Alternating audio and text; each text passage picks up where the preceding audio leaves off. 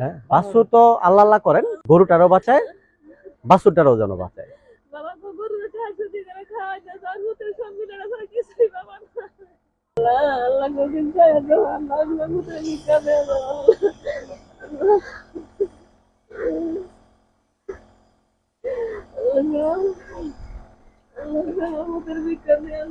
প্রিয় ভিউয়ার্স, একটা বিষয় যেটা সচেতনতা তৈরি করার জন্য আপনাদের বর্তমান সময়ে আহ, বিভিন্ন ধরনের রোগগুলো আমাদের খামার করতেগুলো আমাদের ফেস করতে হয়। সেটা হলো ভাইরাল হতে পারে, ব্যাকটেরিয়াল হতে পারে, ফাঙ্গাল হতে পারে, বেশ কয়েকটা ধরনের হতে পারে। তো কিছু রোগের কিছু সিজন আছে যে যে সিজনগুলোতে হয়ে থাকে। এর মধ্যে মারাত্মক কিছু রোগ আছে, সেগুলো ভাইরাস জনিত রোগগুলো। ভাইরাস জনিত যে রোগগুলো রয়েছে তার মধ্যে আমাদের খুবই পরিচিত হলো ত্বকা রোগ আছে, এফএমডি অর্থাৎ খুরা রোগ আছে, আরেকটা জিনিস আছে যেটা ইফিমেরাল ডিজিজ, বোবাইন ইফিমেরাল ডিজিজ। তো এগুলো বছরে নির্দিষ্ট সময় হয়ে থাকলেও কিছু কিছু রোগের প্যাটার্ন চেঞ্জ হওয়ার কারণে দেখা যায় খুরা রোগ বছরে 12 মাসই প্রায় পাওয়া যাচ্ছে। তো এই রোগগুলোর বিশেষ কোনো চিকিৎসা নাই ভাইরাসগুলোর এগেনস্টে, কারণ অ্যান্টিভাইরাল ট্রিটমেন্ট খুব একটা হয়ে থাকে না। কিন্তু এই রোগগুলো প্রতিরোধ করা যায়। প্রতিরোধ করার জন্য যে কাজটা করতে হয়, যে আগে থেকে ভ্যাকসিন দিতে হয়। ভ্যাকসিন বেশ কিছু রোগের অ্যাভেলেবেল হয়েছে। এর মধ্যে হলো খুরা রোগের ভ্যাকসিন আমাদের সবসময় পাওয়া যাচ্ছে, ত্বকা রোগের পাওয়া যাচ্ছে, লাম্পি স্কিন ডিজিজের ভ্যাকসিন যেটা আমাদের বিদেশ থেকে ইম্পোর্ট করতে হয় এবং গটপক্স দিতে হয়। লাম্পি স্কিন ডিজিজ যে শরীর গোটা গোটা হয়ে যায় এবং মারাত্মক আকারে আক্রান্ত হয় এবং প্রচুর পরিমাণ গরু গত বছর মারা গিয়েছে।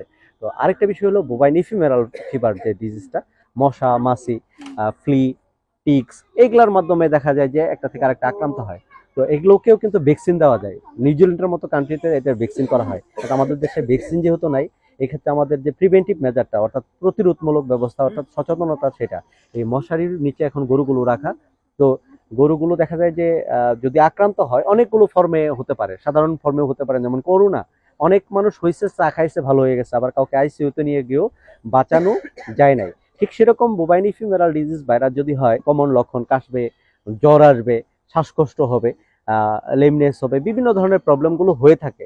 তো এই ক্ষেত্রে আপনার কি করণীয়, সেটা হলো যে একজন দক্ষ ডাক্তারের অধীনে পরামর্শ নিয়ে সেটার যে সিমটোমেটিক যে ট্রিটমেন্টগুলো, সেই ট্রিটমেন্টগুলো করানো। তো আমরাও সেটারই একটা পার্ট হিসেবে ওইভাবে চিকিৎসা দেওয়ার একটা চেষ্টা করতেছি।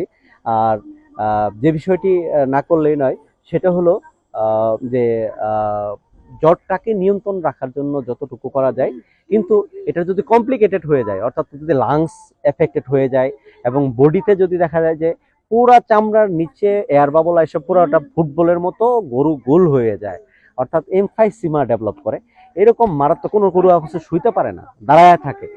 যদি কমপ্লিকেশন হয়ে যায় তখন বাঁচানো অনেক কঠিন হয়ে যায়। এছাড়া যদি যতই সিভিয়ার হোক না কেন, সময়ের সাথে সাথে এই জিনিসটা অটোমেটিক্যালি রিকভার হয়, মানুষের ভাইরাস জ্বর যেরকম ঠিক সেইভাবে।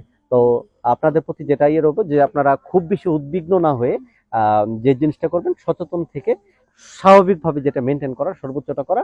আর সুস্থ যে গরুগুলো আছে সেই গরুগুলোকে শেডের মধ্যে রাখা এবং শেডের মধ্যে দেখা যায় মশারি দিয়ে ভালোভাবে রাখা।